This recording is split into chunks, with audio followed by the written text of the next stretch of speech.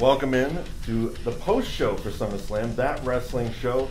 Mike went, Rachel Holt joined me. Hi. First mess up of the night, great. Well, it was a late one, and we did watch 6 hours of wrestling. It's been an evening. It's been a day, a nice long day, but thanks for joining me first of all. Of course. This is great. Thanks for having me. How did you feel about the 6 hours of SummerSlam that you just experienced? Well, full disclosure, this was my first time sitting through all of this from start to finish, so I really didn't know what I was getting myself into. It was exciting, and there was a couple matches where I was jaw dropped. I thought someone had really gotten hurt. Everyone was like, no, stop freaking out over here. But right. I thought it was a great show. Made a fan out of you. Yeah, I think I might be a fan. One and done, got a fan. Hey. That's awesome. It only took 6 hours. Right?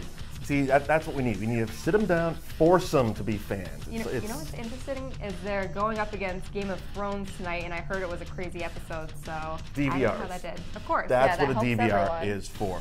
But I mean, let's get into it because it is the post show, so we're not going to do a full-blown, hour long because we just did 6 hours. We don't need to put everybody through another hour of this stuff. Let's get right into it because there was 8 titles on the line, a bunch of changes. Right off the bat, the Cruiserweight title, which was in the pre-show, it was Neville, it was Akira Tozawa, and the title changed hands once again, going back to the king of the Cruiserweights, Neville. What was up with these title changes, by the way? Were you expecting this going into it? Honestly, I wasn't. Okay. I was shocked. I was expecting a couple, just to keep the excitement going, but almost every title, except for the 2 big ones, which we'll get to, changed hands. It was fun. It keeps it interesting. Oh yeah. A title change always keeps things interesting. But I mean, what would you say your takeaway was from the Cruiserweights? I mean, a lot of flips, a lot of dives, a lot of action. Lots of action. Now, remind me which one this is. I mean, come on, I'm a new fan. That was one of the earlier ones. That was very early. We're just going to go in order. Just keep it chronological. Keep the notes in check. But Neville, of course, king of the Cruiserweights, lost the title on Monday. Immediately comes back and gets it. So I feel a lengthy second run for Neville. That's what I feel. And Mike, I should say that we do have this up at our iPad right now, so fans that are all riled up about this, I mean, if you want to comment and make a comment to Mike or ask a question, feel free to do so. I'll be checking here and trying to make sure that you get those right away. Live feedback. Yes. I dig it. I do dig it. And then, of course, also on the pre-show, the SmackDown Tag Team titles, New Day versus the Usos. I felt match of the night.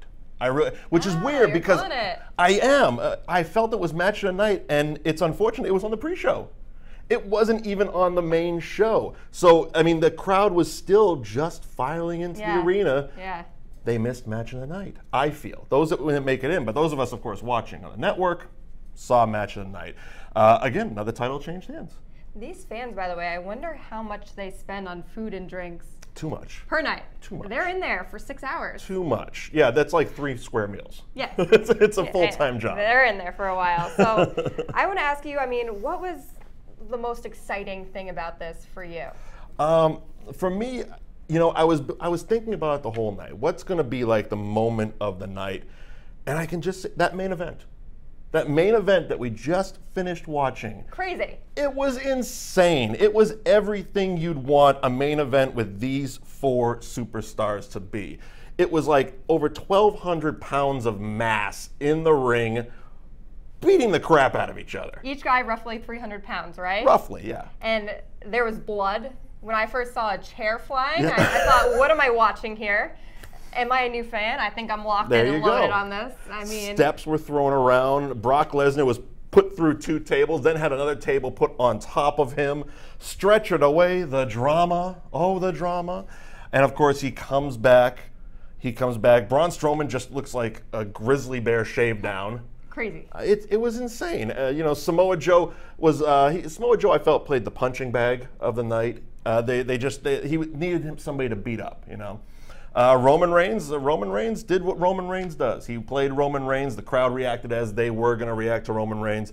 But, I mean, I felt that the match of that match, with 4 guys in the ring, it was all about telling the story of Brock Lesnar and Braun Strowman, just a grizzly bear and just a big-ass gorilla just getting together, throwing each other through tables, throwing steps at each other. It was It was everything I hoped it would be. See, I was curious. I asked you before because we've been covering a lot of UFC stuff, and of course, Jon Jones has been calling Brock Lesnar out. He wants to fight this guy. Lesnar's done UFC stuff before, so I asked you, hey, are they trying to maybe transition this guy to the UFC? I didn't really think that he was going to hold on to his title, and you said, I think he's got it. That's what I thought. You know, it was one of those things. If he lost, the stipulation was that they said if Brock Lesnar loses, Brock and Paul are leaving WWE, which everybody thought, okay, well, that must mean he's going to UFC to fight Jon Jones.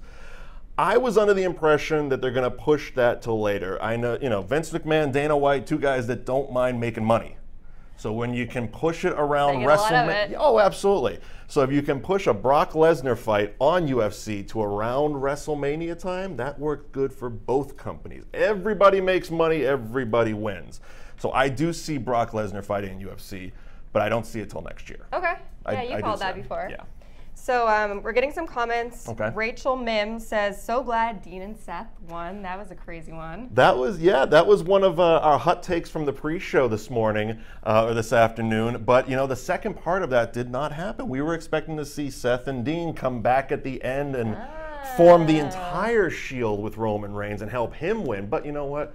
That's why there's tomorrow night on Raw. You got to be watching on Raw. See if it happens. They keep you hooked. That's just it. So Dean Ambrose is now the 8th Grand Slam champion in WWE history. How about that? There you go. Look at you with the stats. I can read off a paper. I don't necessarily know all the info like you do. But yes, Dean Ambrose, Seth Rollins, new tag team champions on Raw. Can't beat it. Okay. Another title change. There you go. Beats Sheamus and Cesaro. So we talked about what the best match of the night was. For you, what was the worst match? It was Big Show versus Big Cass with Enzo Amore up in the shark cage. That was weird, right? The shark cage hanging out. They could have done so much more with it. The whole thing was weird, and then he stripped down and greased up and slid out and immediately got knocked out. The second he took off his pants and got into the boxers and started putting oil on himself, that's when you got hooked to the fan.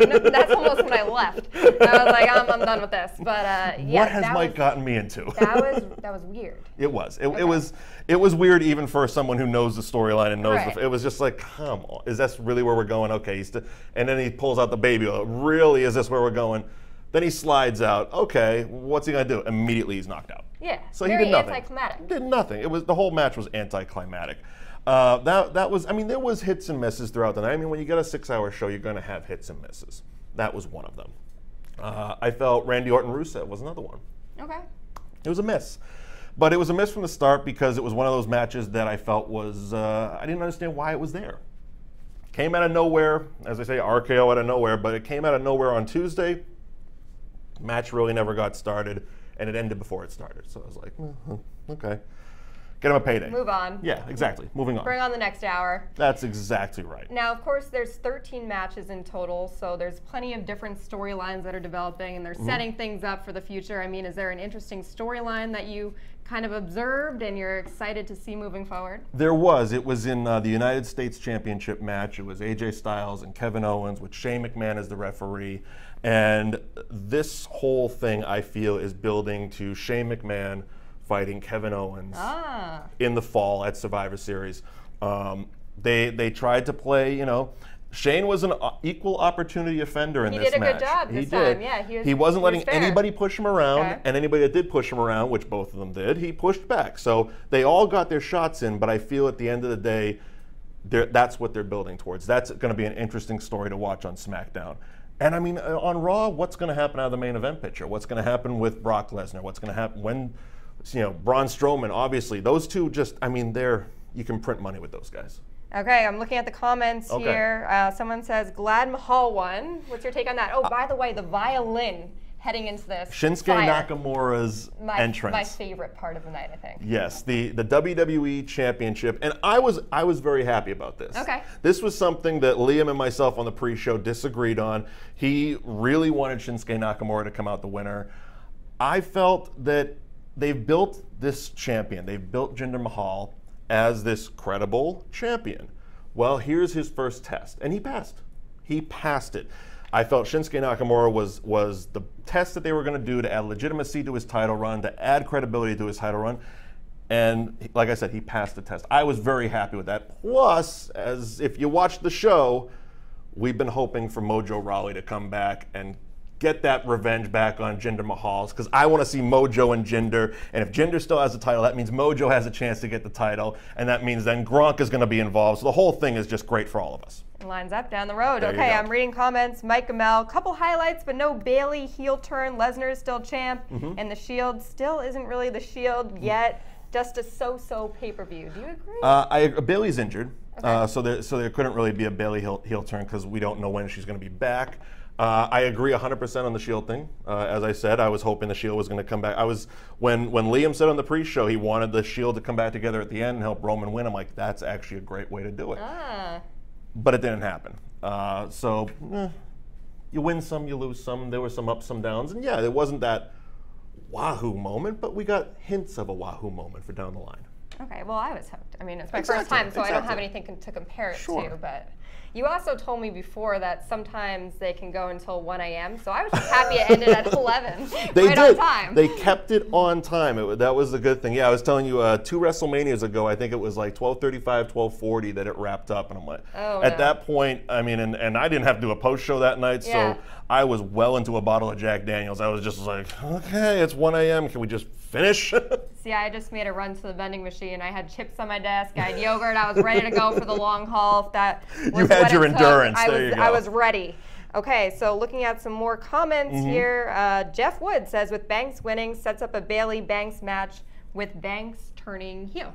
Sasha Banks, yeah, another title change. Sasha Banks beats Alexa Bliss for the women's title.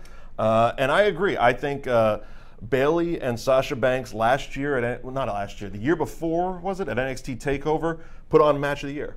Okay. Those two women put on a Match of the Year. They have it in them to do it again. They need to build the right story because the story they're telling right now isn't the right story for the two of them to meet. But if they can, I would love to see, Sasha Banks is a natural bad guy. Yeah. She is such a natural bad guy. I would love to see her take that role on and just really lean into it. She's badass, by the way. I told you, as a new fan, so badass. That's my girl. Absolutely. Yeah. And local. There you go. And from Boston, so there you go. I didn't even know that, and I like her even more now. Oh, yeah. She got her start right here from Boston, Snoop Dogg's cousin. So she's got all kinds of cool connections, but I would love to see a Bailey-Sasha Banks thing down the line. Absolutely. Fair, me too. That's my girl now. I root for her. Okay, so most epic entrance. I already told you I like the violins. I mean, Shinsuke Nakamura and the violins is always great, especially building up to a title match in the main event. I thought it was great to see the Demon Finn Balor again. I thought the entrance was great. I mean, that was scary. Yeah, I mean, that was a match made out of horror movies. And the entrances, that was one of those matches I was like, it was a good match. It was a decent, functional match for a pay-per-view, but I felt the entrances were better than the match itself. So, that being said. Who needs Game of Thrones when you got stuff like that going on pay-per-view? Seriously. What else happened on the show that we can talk about here? Oh, the SmackDown Women's Championship changed. Natalya beating Naomi. Natalya finally winning it. Again, someone I couldn't be happier to have a title on them. Natalya from the legendary Hart family, the only female graduate of the Hart Dungeon. She has been the staple of the women's division through so many different incarnations of the women's division. I've had the pleasure of talking to Natalya on many occasions, and she's just she lives and breathes the business, and finally giving her that title and not having Carmella come in and cash in, which everybody thought was going to happen, especially when she showed up on the pre-show. There was that chance that they were going to spoil it for her. I was thrilled, absolutely thrilled that they let Natalya keep the title. Well, I'm glad you said that because Tom Sharon just said Natalya in a Charlotte Flair match soon? Oh, God, yeah. Another match of the year from NXT a few years back. It was Charlotte and Natalya. They put on a clinic. And again, you asked me, I believe off air, who my favorite wrestler was. Charlotte Flair, right now. Okay. There it is. I wasn't sure if you could give me an answer. I had to think about it, and I was looking at this, and Charlotte wasn't on the show, but I am a huge fan of Charlotte Flair. I think she is everything a wrestler should be. And her versus Natalya for the title, printing money. Absolutely printing money. Thank you. And by the way, we really appreciate your comments coming in. Clearly, people are still up and they're engaged and they're excited about this. They're fired up. How can you not with that main event? That main event is just, it's like caffeine right in the system. Or just plenty of chips and yogurt flowing through the... keeps us awake. I'm trying to think of anything that we didn't cover here that people would like to know about. I'm looking at the comments, not seeing anything. We did a pretty good job.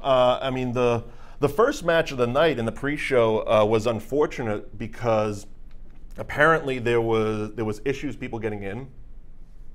The tickets, I guess, said 6:30.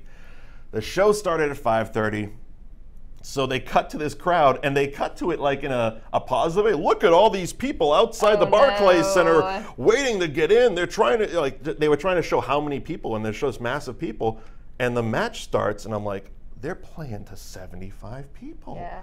And it was, the Hardy Boys with Jason Jordan versus The Miz and The Miz Taraj. They put on a great match. They're all very popular. They're great performers. But again, they were playing to what would allude to a high school gym. It was like, oh, come on. But I mean, sad for them too, because they get excited about yeah, SummerSlam. Absolutely. They want to see the fans. Absolutely. Yeah. And I mean, it's one of those things like the Hardy Boys are not popular. They're pretty popular. So if you were a fan standing outside, and of course everybody's got our phones, everybody's got the WWE app, and they're sitting there like, really? The match is going on now, and I still have a good hour-long line to get through? Awesome. There goes the t-shirt money. You talked about the merch money. Yeah. Oh yeah, all those Hardy Boys fans. Sorry, you had to sit outside and watch it on your phones. But that it happens. That's one of those it happens moments. It's building. It has nothing to do with the company really. And how about this? Eric Darris just said no Taker sightings. He was in New York, and apparently a lot of people thought he was going to show up. Yeah. No surprise there. No, and this was something that myself and Liam knew about going into the pre-show. But we deliberately avoided because it was one we didn't believe. SummerSlam is the second biggest night of the year for WWE. They do a lot of fan appreciation stuff. They do a lot of signings, they do a lot of picture stuff, a lot of Make-A-Wish stuff, just a lot of community relations stuff. And it didn't surprise me when people were like, oh, Undertaker's in New York. I'm like, yeah, of course he is. He's still, it's a big city, right? He's still a big star for the company. Of course he's going to do stuff, but I had no anticipation of seeing him tonight, so we deliberately stayed away from it. Maybe next time. Well, he's retired. All right. Well, that about covers it. We really appreciate you tuning in to That Wrestling Show. Of course, you do this every time there's a pay-per-view. Every time there's a pay-per-view, we do it. Yeah. I don't know if I'll be invited back, but this was Absolutely. my first time. Anytime. And now that you're a fan, you're going to be watching every week. Obviously, I'm an expert. Obviously, you're going to be setting your DVR for Raw and SmackDown, and you're going to be in here with us running down the pay-per-views. Absolutely, we'd love to have you on. Oh, listening to your podcast. Thank you so much. There you go. Thank you, Rachel.